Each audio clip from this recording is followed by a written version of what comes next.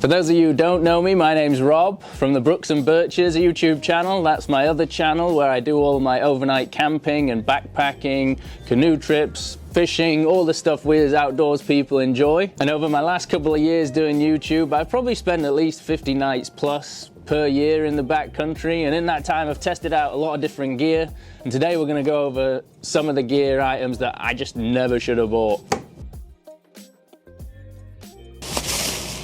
First on the list, Gossamer Gear the Two. Now this is a two-person backpacking tent, and this is what's known as a non-freestanding tent, which means you need trekking poles to set it up, and it relies on tension to hold it upright. Now me personally, I found that I just don't like non-freestanding tents. If you don't know what a non-freestanding tent versus a freestanding tent is, your regular backpacking tent that you see that comes with the aluminum poles, that's a freestanding tent. Something like this is a non-freestanding tent, and I just don't like them.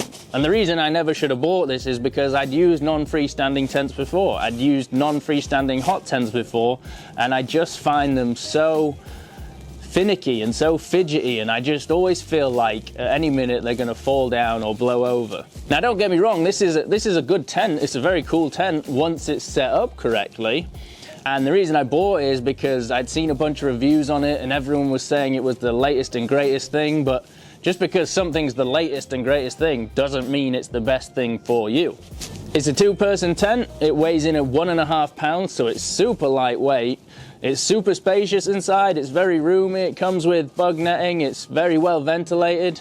Comes with a hefty price tag of $375, considering there's no poles in here. And I've probably used it twice, and I haven't used it again.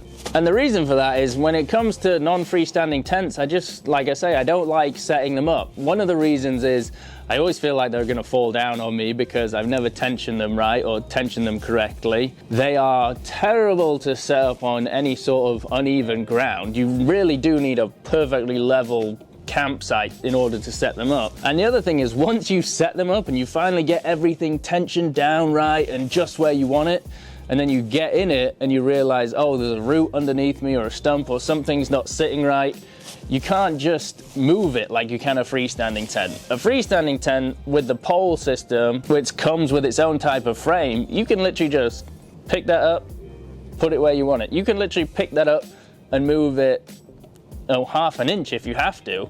These things you can't do that with. And these things always take a bit longer to set up anyway. Like I say, it's a bit more involved, and a freestanding tent, I could probably set one up in like less than a minute. I'm sure like less than a minute. So if you're ever caught in bad weather, if you're ever caught out in the rain, every part of me is wet, I'm cold, or you just want to get to camp and get your stuff thrown up and get to bed, freestanding tent is way easier. A tent I much prefer is my mom at Tungsten UL two-person. I mean, this thing is obviously a lot heavier. It's probably twice the weight. I think it comes in at 2.7 pounds, if I believe so. 2 pounds, 15 ounces. So it's pretty heavy, but at the same time, just for the ease and simplicity of setting it up, I'll take this every day. All right, next on the list, the Sea to Summit Etherlite XT Extreme Insulated Pad. XT. Now, again, I'd seen a bunch of reviews on this pad. Everyone was claiming like the Sea to Summit pads were the new latest and greatest pads. They were the best one, the must-haves. And I saw this one and I wanted to try something different.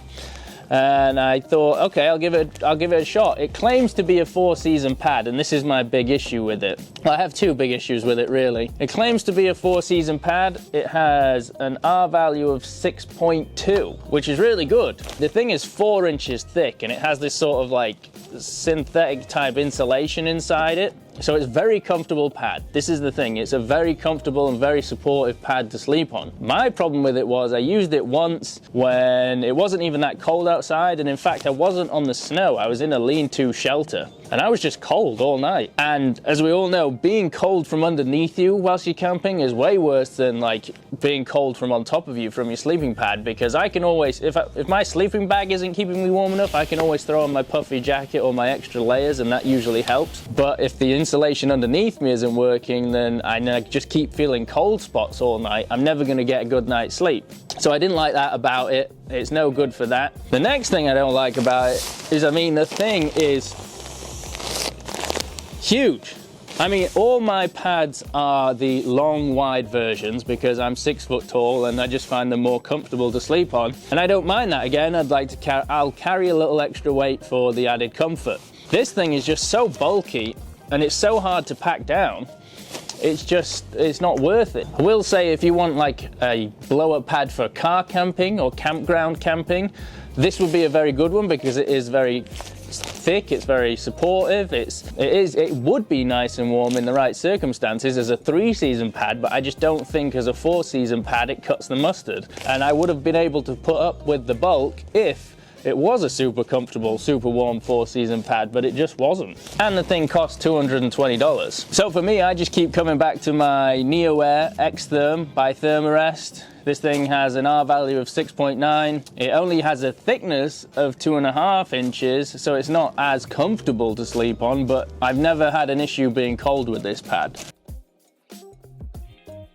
All right, next on the list, the Nitecore NU32 550 lumen headlamp. Now this is a tricky one because I don't know if I shouldn't have bought it or if I wish I hadn't have bought it. And I think it's more I wish I hadn't have bought it. My intentions were good. Don't get me wrong, my intentions with this headlamp were good.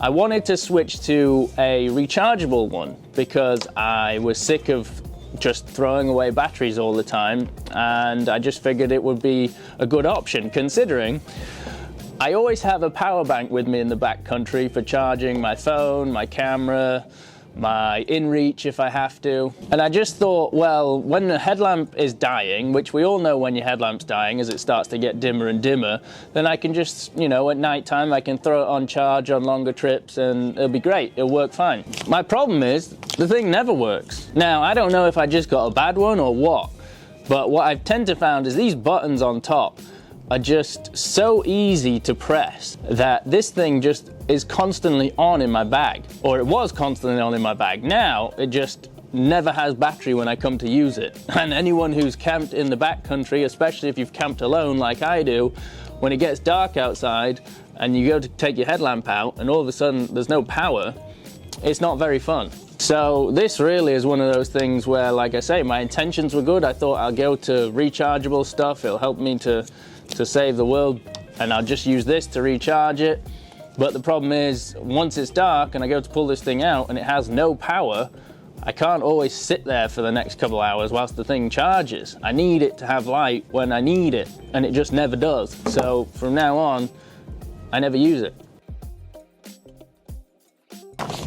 All right, next on the list, and this is again another one which is kind of tricky, but this is the Katadyn Be, and I'm specifically talking about the 1 litre. Now the reason I'm specifically talking about the 1 litre is because I have actually switched to the 3 litre one, and I just find that works so much better for me. Like, don't get me wrong, this is all right, you know, to throw in your bag and stuff and just grab a quick drink if you want to. But for me personally, my water filtration system, the one that I found is actually works best for me and the one I keep coming back to time and time again, is I've actually found that I prefer a 1.5 litre Nalgene. The reason for that is obviously they say you ideally want to get 3 litres of water per day, and that's in a normal day, so when you're backpacking you probably want more than that. So I know that 2 of these 1.5 litres is 3 litres of water. I'm not saying the 1 litre is a bad thing. It certainly works if you want to, but I just found that way I don't have to fill up my water bottle half as much. And yeah, it just is easier, more efficient way of collecting water, especially if you're spending a long time in the backcountry. Klymit V Seat. Now this is obviously an inflatable sit pad for your tush, so that when you're out in the backcountry you can have a place to sit that is dry and also it's comfortable. Again, there's nothing wrong with it. It's a very good design. It keeps you, it's nice and comfortable. Like, don't get me wrong, it's comfortable to sit on, but the problem with it is it's inflatable. And the simple fact is, if it's inflatable, that means it can get a hole in it and then it won't work like it should, and it's just another thing to have to try and patch whilst you're out in the backcountry.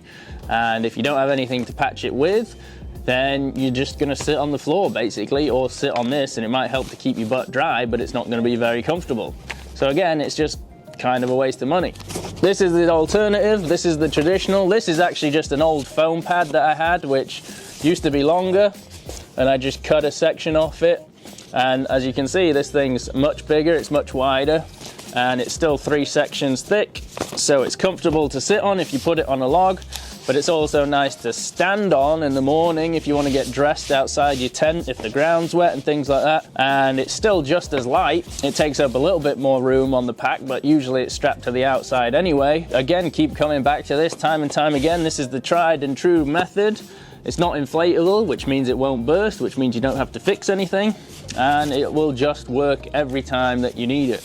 So yeah, there's 5 items for backpacking I never should have bought. So don't be like me, go ahead and save yourself a little bit of money, and go ahead and give this a like and a subscribe, and I will see you on the next one. Take it easy.